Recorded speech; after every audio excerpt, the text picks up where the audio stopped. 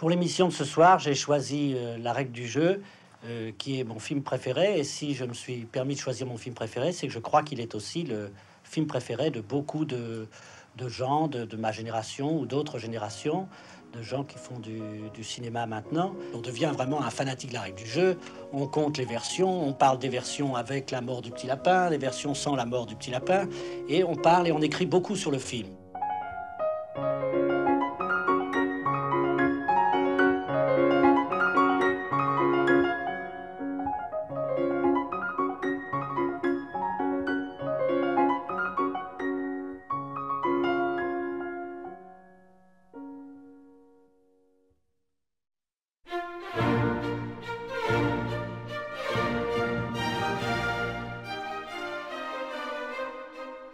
Era uma vez, em 1939, A Regra do Jogo, o 24º filme de Jean Renoir. Um fracasso de bilheteria na época de seu lançamento, ele é considerado hoje em dia como um dos maiores filmes da história do cinema. A Regra do Jogo conta a história das aventuras e desventuras sentimentais de vários aristocratas convidados pelo Marquês de Lachenet para uma caçada em Sologne, na França. Desde o primeiro dia do casamento, o Marquês trai a esposa, uma austríaca romântica.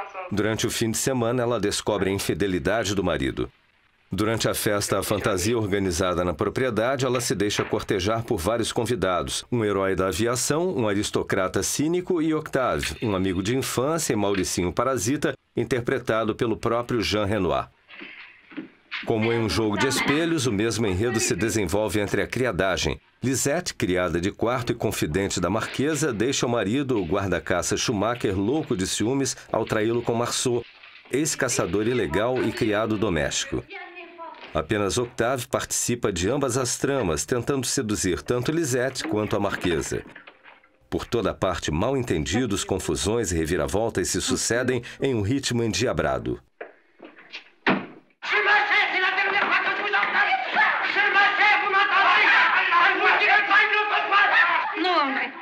Je partirai avec vous tout de suite, ou bien jamais. Christine, il faut que nous quittions cette maison la tête haute. On remerciera plus tard.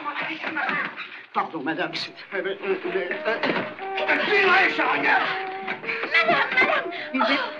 Je peux me laisser. Dites donc, monsieur Jurier, La je Chenet. sens que vous êtes arrivé à vos fins. Vous La êtes en Chenet. train de me voler ma femme. Non, la Chenet. Accordez-moi 5 minutes d'entretien. Voilà, je te dis. Tu lui répètes, non?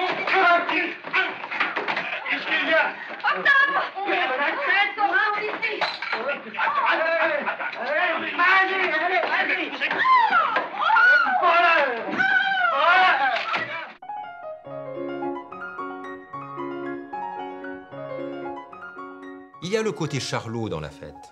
Hein, la poursuite, ça, c'est une référence absolument évidente pour Renoir, parce qu'il a découvert le cinéma en découvrant Charlot. On se jette sous la table, on se marche sur les pieds, on se poursuit, ça crie, ça bouge. Tout ça, c'est la tradition du burlesque américain. Et elle est croisée avec la tradition française.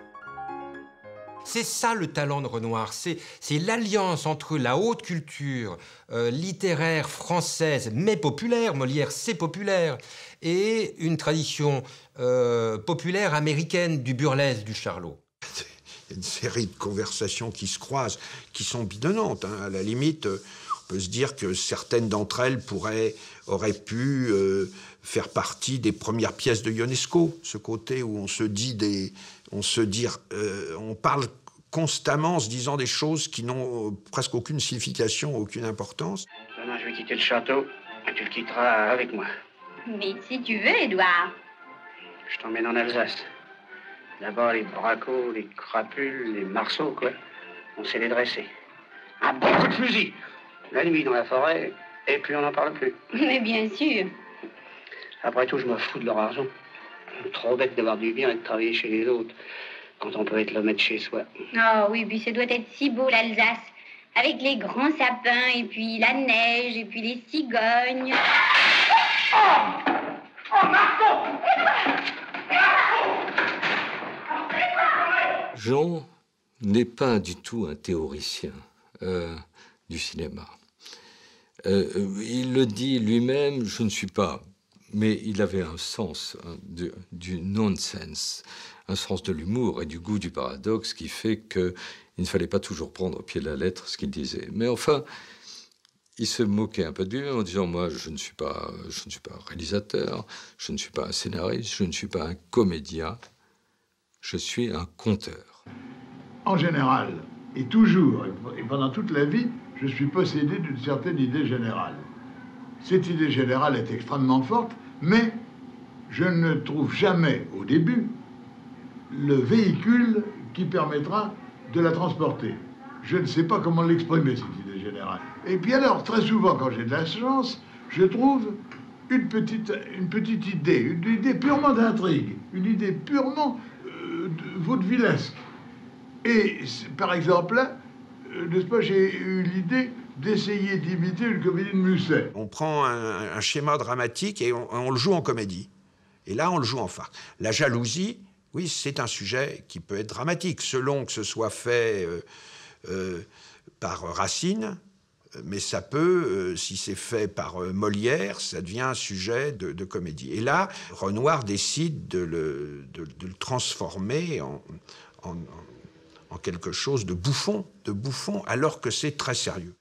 Il aimait beaucoup les grands cabots. Il en était un lui-même. Il aimait ceux qui jouaient grand, ceux qui donnaient, ceux qui étaient généreux, ceux qui faisaient des excès. Et il aimait les failles, il aimait les erreurs. J'avais très envie depuis très longtemps de faire une chose comme ça. De faire une chose mettant en scène une société riche, complexe et... Vous savez, quel est un mot historique qui m'a amené peut-être à faire ce film? C'est « Nous dansons sur un volcan ».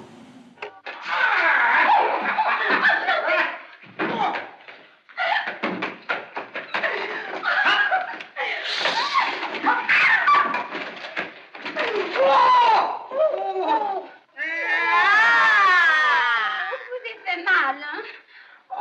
Au contraire, je suis très content. Pourquoi? Parce que vous êtes près de moi. Ah, vous êtes bête. Edouard,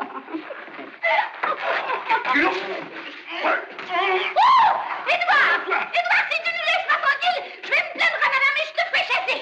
Toute la question du spectateur, c'est de savoir, suis-je en face d'une comédie, suis-je en face d'une tragédie? C'est une comédie qui se termine mal, ou c'est une tragédie dansante. Et c'est la trouvaille géniale de Renoir, qui est qu'il y aura une fête costumée au château, et que le clou du spectacle, ce sont des personnages déguisés en fantômes et qui vont se répandre dans la salle. Alors bien sûr, on en rit et on en a peur, mais c'est tout de même la mort, comme dans les fêtes médiévales, c'est la mort qui envahit la salle.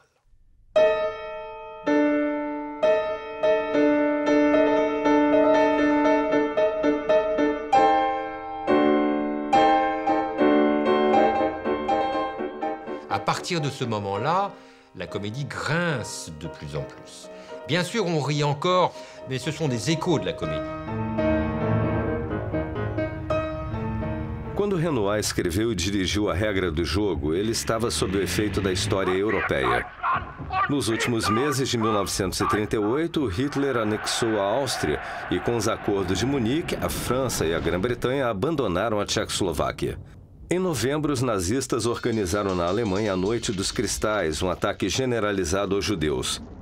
Pouco depois das filmagens, em fevereiro de 1939, Madrid foi tomada pelos fascistas, a República Espanhola foi derrotada e Hitler invadiu a Tchecoslováquia. Franceses e britânicos se comprometeram a defender a Polônia. Stalin e Hitler assinaram no final de agosto o Pacto Germano-Soviético. A guerra eclodiu no dia 3 de setembro de 1939.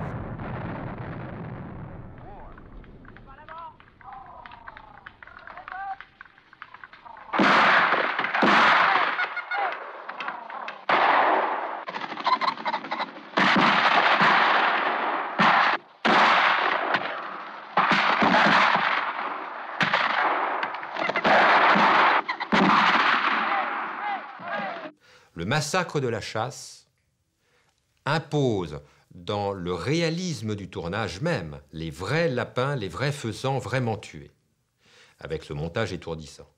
Là, ça impose la mort. Certes, ce sont des animaux, mais c'est la mort qui tombe. Donc, c'est plus les bulles de champagne d'avant. À partir du moment où vous avez ce massacre-là, le film ne peut pas se terminer en comédie. Il doit se terminer en tragédie.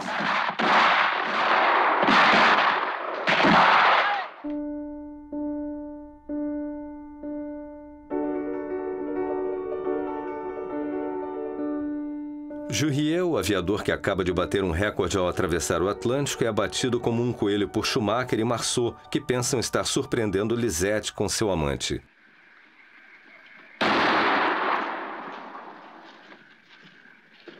Com a cumplicidade de todos, tanto convidados quanto criados, o Marquês de Lachenet disfarça o assassinato, fazendo com que pareça acidente. É a regra do jogo a qual todos se submetem. Et maintenant, mes chers amis, il fait froid, vous risquez de prendre mal. Je me permets de vous conseiller de rentrer. Demain, nous rendrons nos devoirs à notre ami Jurieu. Nouvelle définition du mot accident. Non, ce Lachenet ne manque pas de classe. Et ça devient rare, mon cher Saint-Domingue. Croyez-moi, ça devient rare. Je trouve que les très grands films, c'est des films qui rencontrent miraculeusement leur époque. Si vous voulez, des films qu'on pouvait faire à ce moment-là et qu'il fallait faire à ce moment-là. Et après, le moment historique a disparu. Donc, je pense qu'au fond, le génie qui est à l'œuvre dans la règle du jeu, c'est vraiment cette façon dont Jean Renoir saisit dans son époque quelque chose que personne d'autre que lui ne voit. Nascido em 1894, Jean Renoir foi o segundo filho do grande pintor Pierre-Auguste Renoir, o mais célebre dos impressionistas. Jean cresceu à sombra desse gigante que não deixou de fasciná-lo durante toda a sua vida. L'exemple de mon père et le fait que tous les jours nous le voyions peindre faisait que pour rien au monde, nous n'aurions voulu faire de la peinture. Cette crainte allait même jusqu'à nous éloigner de toute profession artistique, de toute profession dans laquelle on peut avoir la prétention de s'exprimer soi-même. Finalement, Jean Renoir s'évade vers l'armée. Lorsqu'il a 20 ans, ce dont il rêve, c'est la cavalerie, c'est-à-dire l'aristocratie de l'armée française avant la Grande Guerre. C'est là qu'il contracte le virus des Monsieur II quelque chose, et le fait qu'il y a plein d'aristocrates. Dans la règle du jeu, il y a plusieurs personnages à particules. A Primeira Guerra Mundial acabou com o sonho militar de Renoir. Ele voltou ferido e perdido. Ele levou uma vida de rico e boêmio com sua esposa Dédé, a última das modelos do pai. Ele gostava dos filmes americanos e ela queria ser uma estrela. Ele tinha 28 anos quando fez seu primeiro filme.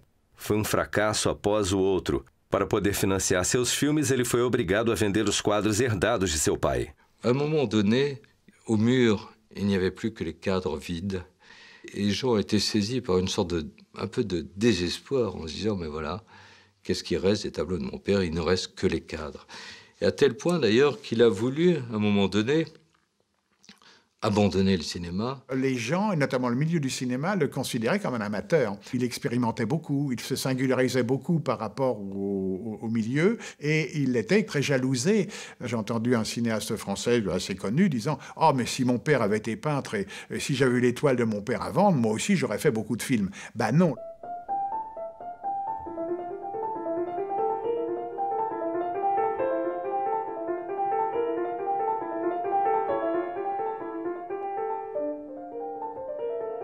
Dans les années 30, Renoir a rencontré Marguerite Houlet, qui est une monteuse. Il vit donc avec Marguerite. Elle est militante, elle a une conscience politique très forte, elle est proche du Parti communiste.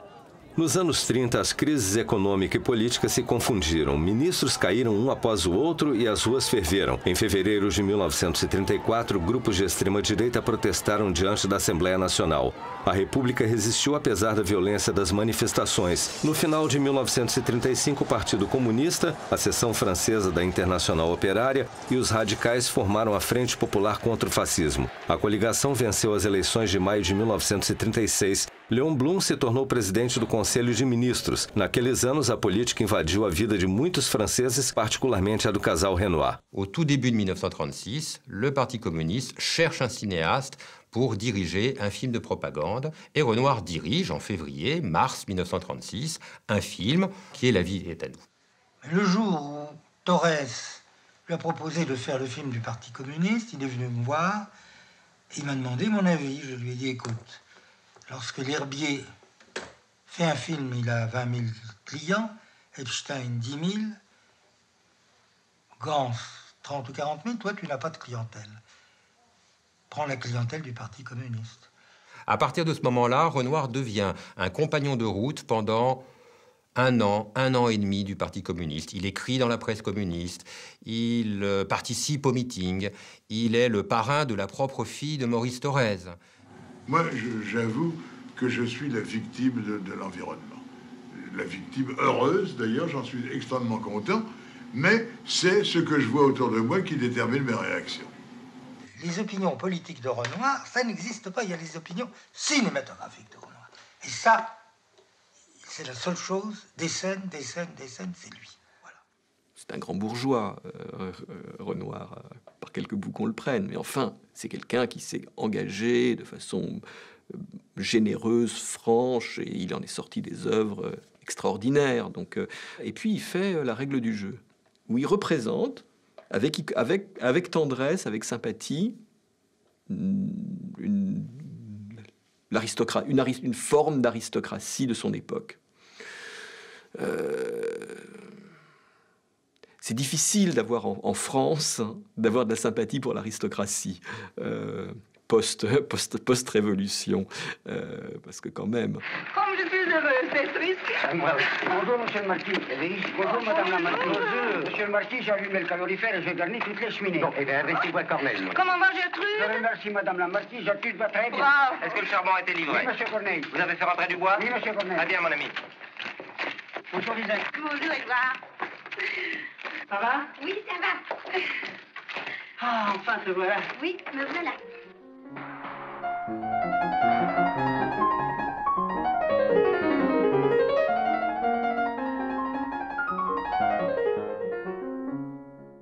Les rapports entre les maîtres et les valets sont à l'inverse de ce que la gauche pouvait attendre. On pouvait attendre un discours sur l'aliénation du domestique par le maître, on pouvait attendre un discours sur le grand capitalisme ou les grands bourgeois, grands propriétaires terriens ou autres. Mais ce qui importe davantage à Renoir, c'est le rapport de séduction réciproque, ce qui fait qu'au niveau sentimental, les choses peuvent se mélanger. Pourquoi le discours politique est-il finalement brouillé, estompé, parasité par un discours de séduction, de charme, de course-poursuite, de salade de l'amour? Parce qu'incontestablement, depuis 2 ans, Renoir est revenu d'illusions politiques. Dis donc, vieux, j'ai envie de foutre le camp.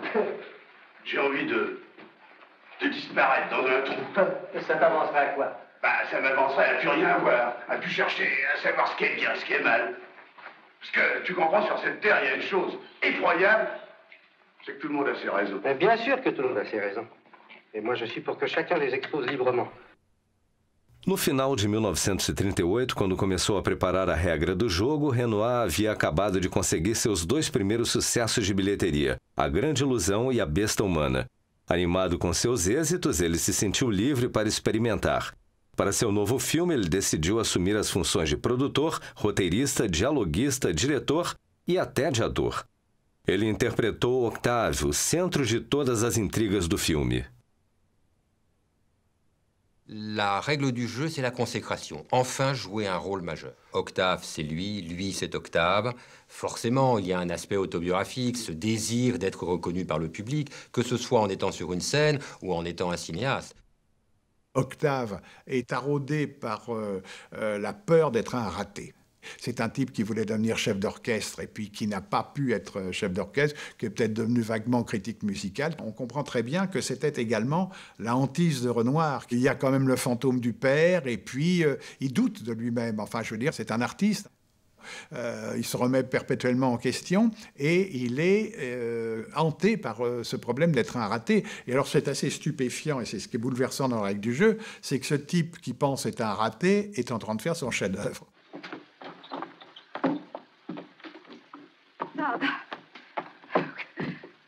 Qu'est-ce que tu fais? Je crache dans l'eau. C'est la seule chose que je sois capable de faire dans la vie. Mais enfin, qu'est-ce que tu as? Oh, rien. Simplement, c'est pas très agréable de s'apercevoir une fois de plus qu'on est un raté, un inutile. Un parasite. Oh, parasite. Si j'avais pas quelques amis qui me supportent, ben je creverais de faim. Et pourtant, hein, tu le sais, quand j'étais jeune, moi aussi j'ai cru que j'aurais peut-être mon mot à dire.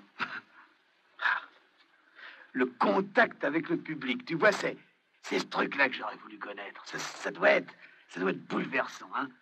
Quand je pense que je suis passé à côté, ben, ça me fait quelque chose. Alors j'essaye de me bourrer le crâne, de figurer que c'est arrivé. Bon, pour ça, il faut que j'ai bu un petit coup, hein. Il disait toujours, ah mais c'est pas bon ce que j'ai fait, c'est pas bon, faut recommencer, c'est pas bon.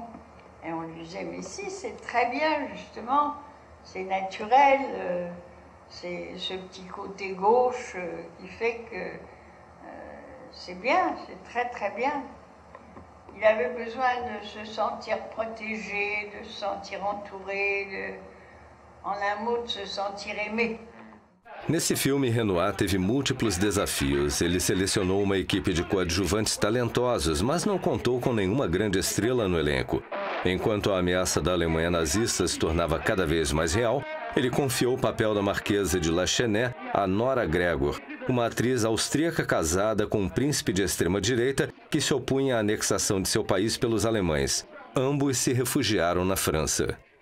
Il pense que c'est la Christine idéale, ce qui ne sera pas reçu comme tel à l'époque parce qu'elle a un très léger accent. Enfin, elle a un léger accent, un accent sensible. Cet accent ne plaît pas aux oreilles en 1939. Moi, je pense que c'est un élément important du film. C'est l'étrangère, c'est l'autrichienne.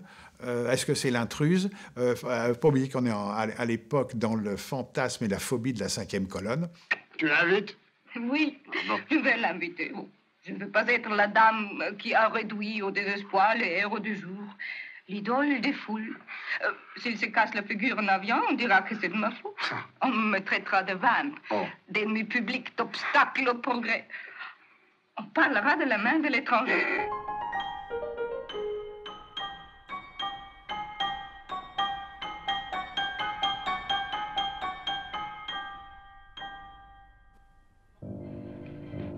Essa austríaca de sotaque alemão era casada com Marcel Dalliot. O Prisioneiro Rosenthal, de A Grande Ilusão, de 1937, se tornou Marquesa de Lachenet. Em um momento em que o antissemitismo voltava a ganhar força na França e já era ideologia de Estado na Alemanha, Jean Renoir escolheu como representante da aristocracia francesa um ator que, durante uma década, tinha interpretado todos os personagens judeus, apátridas e estrangeiros possíveis. No lançamento do filme, os antissemitas mais virulentos gostam do fato de que esse aristocrata arrogante e dominador tenha traços judeus. Os outros preferem não falar do assunto. Jean Renoir expôs o antissemitismo presente em todas as classes sociais e todas as conversas, mas não julgou nenhum de seus personagens.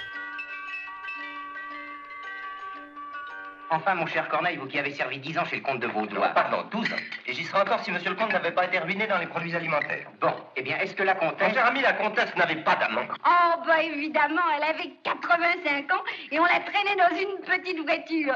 Vous allez tout de même pas la comparer à madame, non? Le comte de Vaudois n'était pas un métèque. Qu'est-ce que ça veut dire encore, ça? Simplement que la mère de Lachenet avait un père qui s'appelait Rosenthal et qui arrivait tout droit de Francfort, c'est tout. Est-ce que La Règle du jeu est un film antisémite? Bon. Là, chacun répond selon ses convictions. À propos de juifs, avant de venir ici, j'étais chez le baron d'Épinay. Je vous garantis que là, il n'y en a pas. Mais je vous garantis aussi qu'ils bouffaient comme des cochons. C'est d'ailleurs pour ça que je les ai quittés. On n'a pas longtemps, Lisette?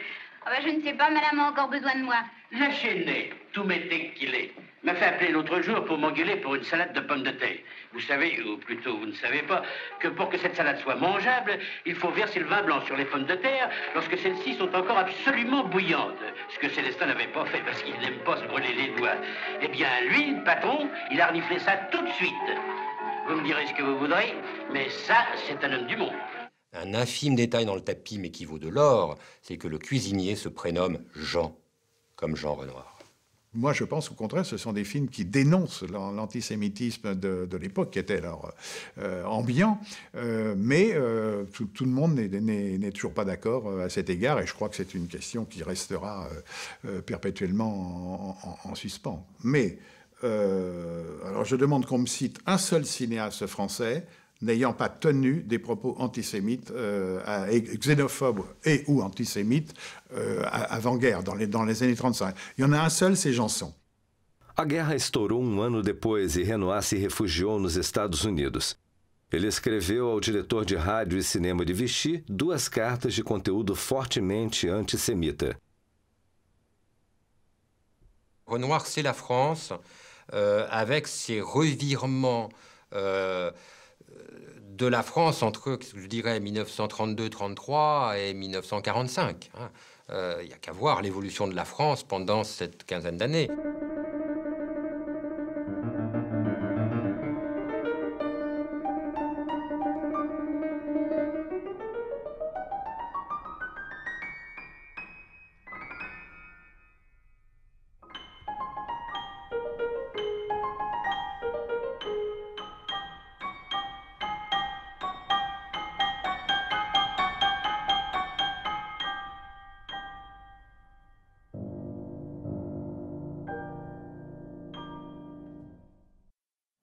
Vraiment, Renoir, c'était tout à la fois. Il était très honnête et très retors.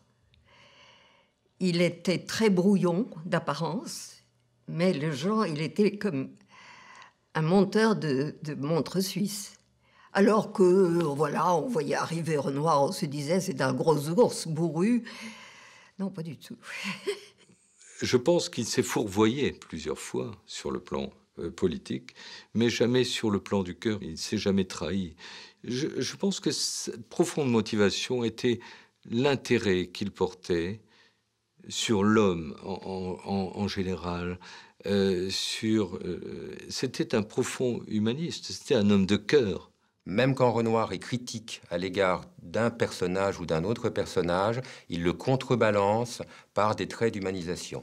Le personnage qui pourrait apparaître un personnage particulièrement négatif, c'est le personnage du garde-chasse. Parce que c'est l'Alsacien, parce qu'il a le coup de fusil facile, parce que c'est quelqu'un qui est raide, etc. Or, Renoir offre ce cadeau magnifique à Schumacher, puisqu'il faut l'appeler ainsi, Gaston Modo, qui est cette scène où ce garçon s'effondre au bord de la rivière en pleurant parce qu'il est en train de perdre sa femme. T'es emmerdé, hein? Ouais. Moi aussi. Tu l'as revu? Non. Moi non plus. Je me fais répondre qu'elle était avec madame. Avec madame. Non, c'est pas avec toi qu'elle est mariée, ben c'est avec madame. Au fond, la profonde empathie avec laquelle Renoir le représente, la façon dont on est bouleversé par le désarroi de cet homme qui comprend pas que le monde a changé, qui est parfaitement reprochable, il est rigide, il est mauvais aussi par certains côtés, mais disons que il applique les codes de conduite d'une autre époque et il est débordé par Lachenay qui le lâche. Je crois que ni à l'origine, ni dans le film tel que nous le connaissons, il n'y a la volonté de créer un jeu de massacre, mais de rendre des personnages avec leurs contradictions, et des personnages qui, de ce fait-là, sont profondément humains. Un adjectif sur Renoir, en 3 mots sur Renoir. Un grand amour.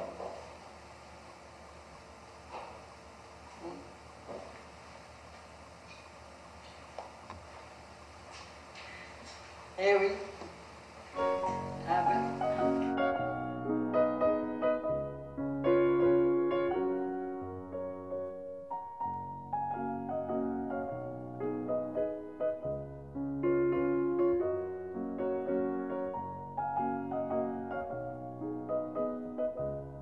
ben, il travaillait en s'amusant.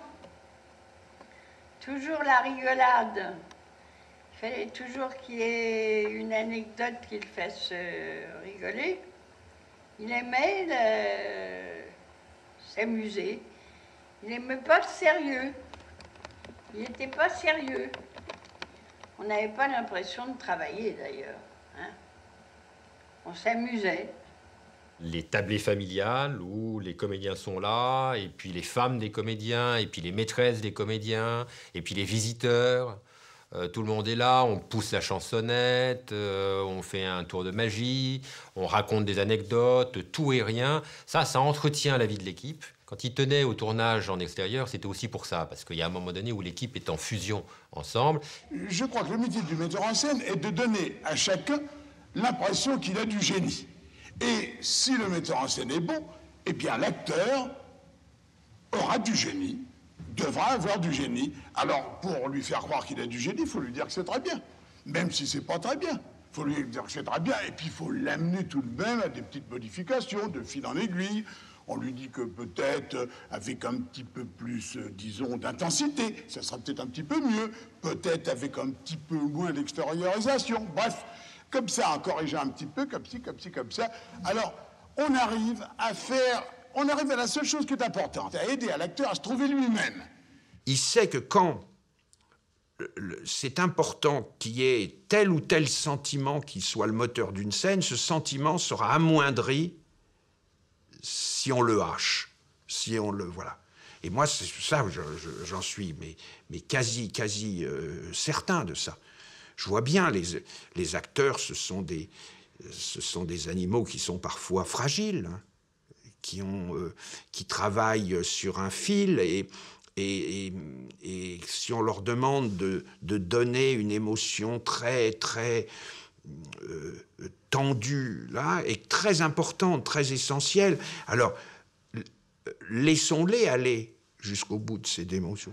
Tu te souviens, le plan devant le limonaire? Oui, ça, j'avoue que j'ai eu beaucoup de mal. J'étais assez honteux d'être obligé de reprendre ce plan.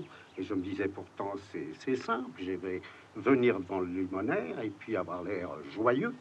Eh bien, je ne l'ai réussi peut-être qu'en 2 jours, ce plan. Je me souviens, tu l'as refait. Là, mais quel plan, hein? Oui, il me semble tel qu'il est maintenant. Enfin, on me le signale souvent. Moi, je crois que c'est le meilleur plan que j'ai fait dans ma vie. Oh, c'est fantastique. Le mélange d'humilité et d'orgueil, de réussite et de doute. Pas de rien de défini.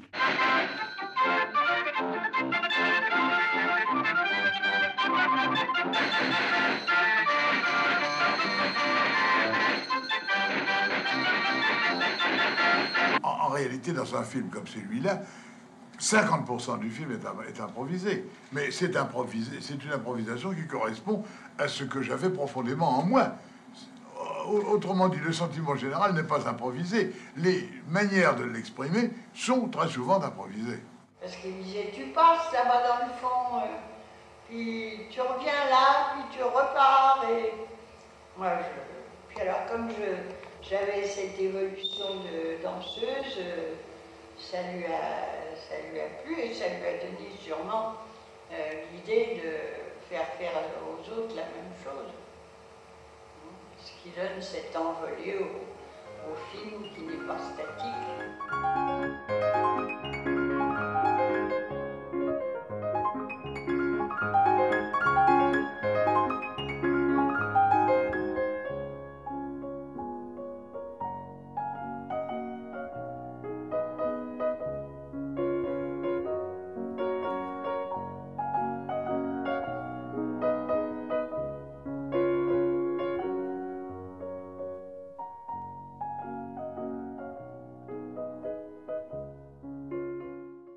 Je me souviens très bien de la première fois que Jean Renoir a demandé à Langlois, à la Cinémathèque, de nous passer la règle du jeu.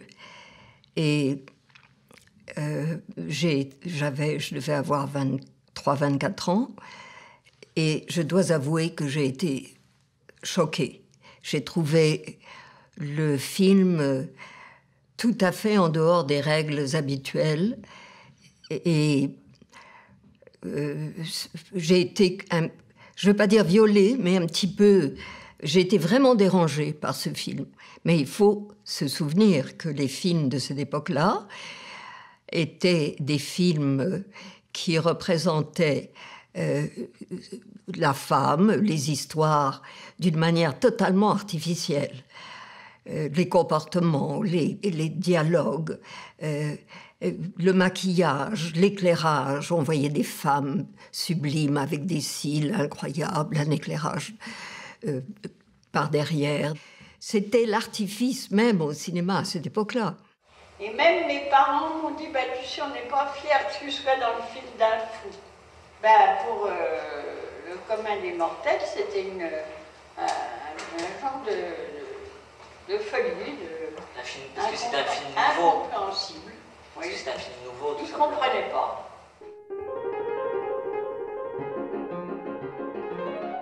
Jean Renoir amava o sucesso, mas ainda assim ele assumiu todo tipo de risco em A Regra do Jogo, mudando e transgredindo corajosamente a sua própria estética. Ele reinventou o cinema. Il est d'emblée en dehors du carcan de la syntaxe du cinéma classique. Il y a une liberté dans la façon dont les personnages circulent dans l'espace. Il y a de la liberté dans la façon dont ils rentrent et ils sortent du champ. En tournant, j'en suis arrivé à m'occuper beaucoup plus d'une certaine ambiance que de la précision des dialogues et des personnages. Je me suis absolument attaché à garder, hors de cette espèce de désordre, à garder les personnages principaux, mais j'ai énormément de gens que je montre à l'arrière-plan, et ce qu'ils font à l'arrière-plan compte aussi. Alors le public attrape ce qu'il peut, mais je crois que ça donne assez bien cette impression de désordre que nous recherchions. On se croirait au régiment. Ma valise. Attention, ma chérie, dites-moi donc, je ne sais plus, ma chambre, c'est à gauche ou à droite? Je vais vous y conduire. Ma chère amie, pour avoir une vue superbe. C'est dommage qu'il fasse nuit. Une tonte! Vous avez cherché à tout autrefois? Oui, c'est dans le montaire.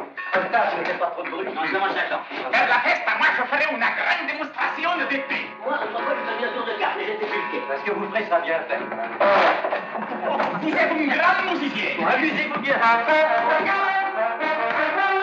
William, je n'ai plus besoin de vous. Vous pouvez disposer, ma petite chambre.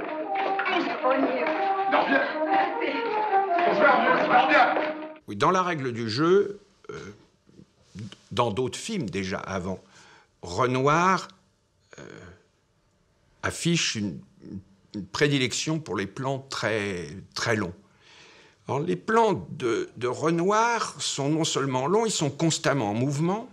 Généralement, ils sont là parce que le metteur en scène va pouvoir brasser, opposer toute une série de personnages, va pouvoir les faire s'affronter ou s'accorder. Et la longueur de ces plans qui nous permet de passer d'un personnage à un autre, de varier continuellement quant au nombre de gens qui sont sur l'écran. C'est aussi ce que dit le film dans cette espèce de danse, de comédie sur fond de menace. Et ce côté danse est saisi par une caméra comme ça qui nous entraîne aussi dans le mouvement, qui danse avec les personnages, qui les continuellement, qui les oppose. On croit qu'ils vont s'en sortir, la caméra les ramène les uns contre les autres. Voilà. Ça, je trouve qu'en cela, c'est prodigieux. Il y a un moment, il y a le talent de la personne qui transcende une invention en une œuvre d'art.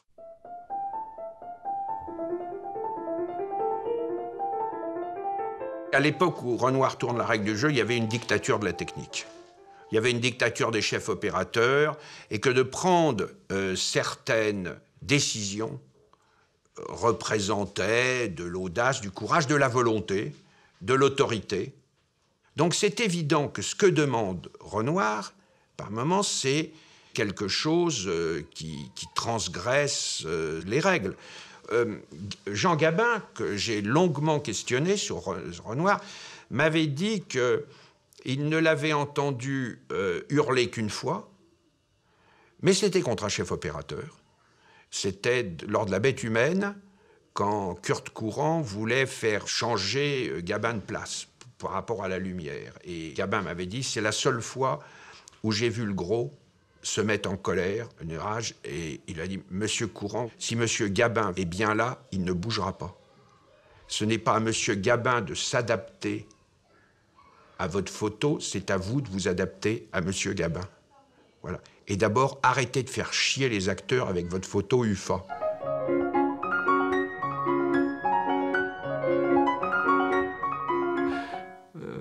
Jean Renoir est un génie, mais je ne pense pas qu'il aurait aimé ce terme. Je pense que c'est vraiment un terme qui convient infiniment mal à l'humanité de son œuvre, à l'humanité de son talent.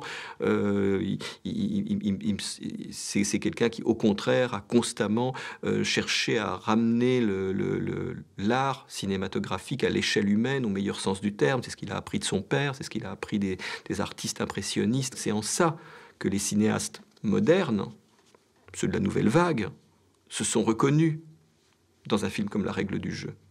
Parce qu'ils ont bien vu que Renoir les aidait à faire le pont avec quelque chose d'essentiel. Et en ça, je dirais que La Règle du jeu est évidemment un des jalons de la modernité cinématographique.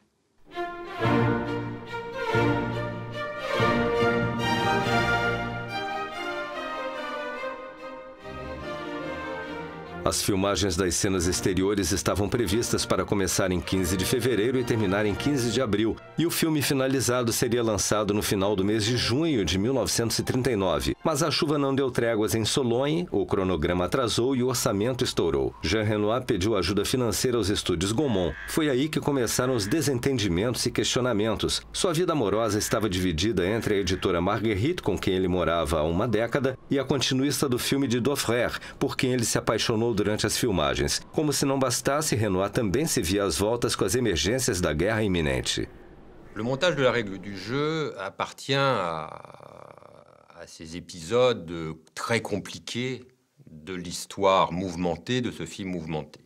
Renoir a de lui-même mutilé son film en mai-juin 1939 parce qu'il n'était pas content de passages qu'il avait tournés, semble-t-il, pour lui, soit trop vite, où il pensait qu'il n'était pas un bon comédien, il finissait par le croire, ou que Nora Grigor n'était pas une bonne comédienne, il finissait par le croire. Et ce qui est absolument déchirant, c'est de voir comment un projet aussi ambitieux, peu à peu, dans les 2 derniers mois, le metteur en scène, le maître d'œuvre, s'auto-mutile.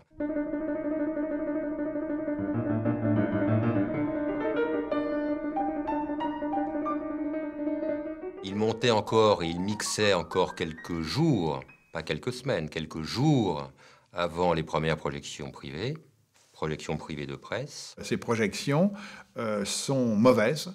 Il y a un refus du film, notamment chez les commanditaires.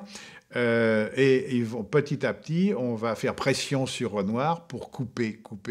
Il coupe dans des passages qui rendent les personnages et l'intrigue très complexes, très foisonnantes. C'est déjà un film complexe, à la règle du jeu. Il y a énormément de personnages, il n'y a pas un personnage de premier plan, il n'y a pas une vedette de premier plan auquel on pourrait s'identifier.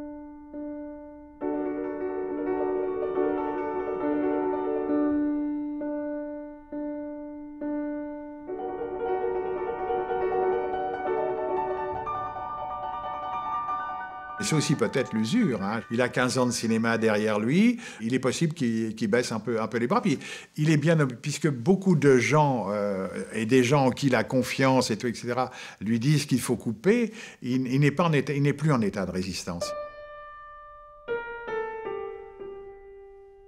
A regra do jogo foi pego no meio da tempestade que assolaria o mundo em breve. O lançamento ocorreu no dia 7 de julho em 2 salas de Paris, menos de 8 semanas antes da declaração de guerra. A extrema-direita foi a primeira a vaiar o filme. Ela se vingou, enfim, do cineasta da Frente Popular. Diante do escândalo, os produtores entraram em pânico e Renoir mandou a editora fazer ainda mais cortes. A crítica se dividiu. Alguns já reconheciam a obra-prima, mas a grande imprensa detestou o filme. Non, c'était surtout, je crois que les gens étaient très déconcertés, oui. Par le ton. Ce ton devait être très nouveau. Parce que dans les films, voilà, il y avait les personnages sympathiques, les personnages antipathiques. Oui, il y a un et puis il y avait les scènes gaies, les les scènes tristes. Cette fois-ci, on n'a plus ni antipathie ni sympathie, on n'a plus gaieté et tristesse, tout est mélangé. J'aime mieux vous dire que ça vous déchire le cœur. On a beau dire qu'on s'en fiche, c'est pas vrai, on s'en fiche pas. C'est très embêtant d'entendre des gens qui vous sifflent et qui vous couvrent d'injures. Tout le long de sa vie, la blessure est restée ouverte. Les Français ne me comprennent pas, les Français ne m'ont pas accepté, le cinéma français ne m'accepte pas. Toute sa vie, ça a été une blessure ouverte. Les réactions de Renoir sont celles qu'il a toujours face à une difficulté. Ça le rend très humain, peut-être très masculin, c'est la fuite. Lorsque transparaît dans la presse, très vite, à partir du 14 juillet, 20 juillet 39, mais où est Renoir? Il est en Italie. Que fait-il en Italie? Il est en train de préparer le tournage d'un film, La Tosca. En Italie, chez Mussolini, plus personne ne comprend rien. Ça nous montre bien que Renoir est un homme qui est difficile à suivre. Si on voulait avoir une lecture un peu simpliste mais exacte, il y a toujours eu chez Renoir une part d'opportunisme. L'opportunisme veut dire qu'il ne veut pas sauver sa peau, il veut travailler. Il veut faire un film, il veut faire un film, il veut faire un film, il veut faire un film.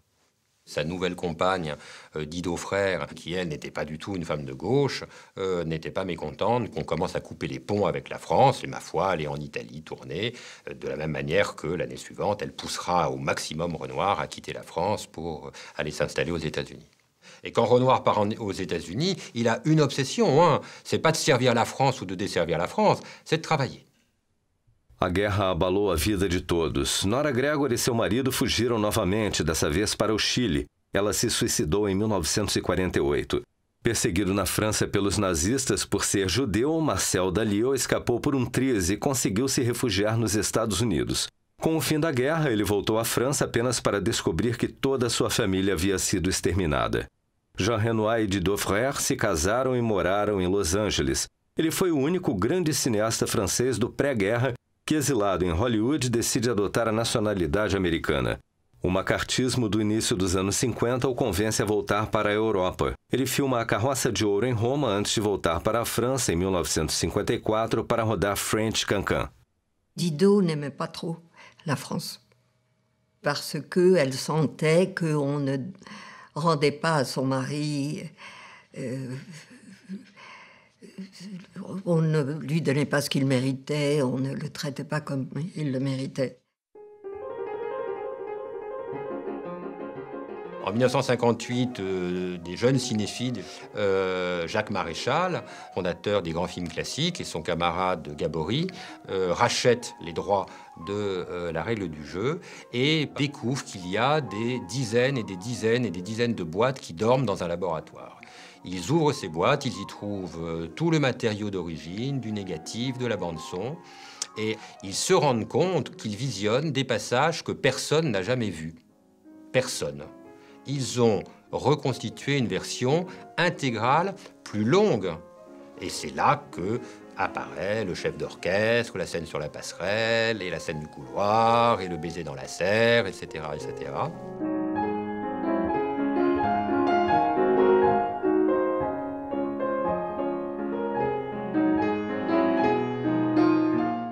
Dans cette reconstitution, il ne manque qu'une scène qui n'est pas très importante. C'est une scène où je joue moi-même avec Roland Toutat et où il est question de l'intérêt sexuel des bonnes. Vous voyez, ce n'est pas une question primordiale. Em 1959, o filme foi ovacionado no Festival de Veneza. O filme maldito do início da Segunda Guerra Mundial foi finalmente reconhecido como uma obra-prima. Jean Renoir foi homenageado em todos os lugares, mas até o fim da vida, ele teve enormes dificuldades para fazer novos filmes. Ele passou a se dedicar à littérature. Et à la fin, quand Françoise Giroud lui a donné la Légion d'honneur, je n'étais pas invitée à l'occasion, mais je l'ai vue le soir même. Et je lui dis, alors Jean, comment vous vous sentez? Et il y a eu un instant de réflexion, puis il m'a dit, la bouche en coin, c'est trop tard. Mais c'est pas les médailles qu'il aurait voulu, c'était l'argent pour faire plus de films.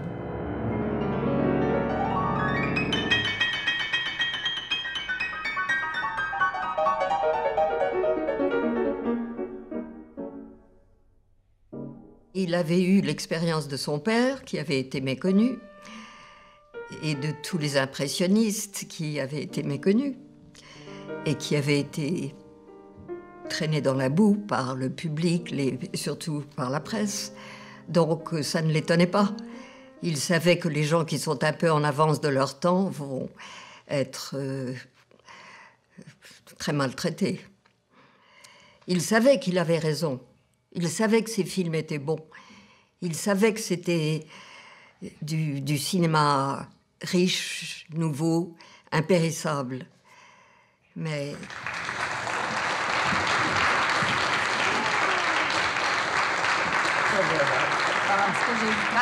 Et moi? Oh là là là là là là. Oui, la règle du jeu, hein. Quel beau souvenir. Oui, La Sologne. C'est mon meilleur souvenir, ce film, je crois.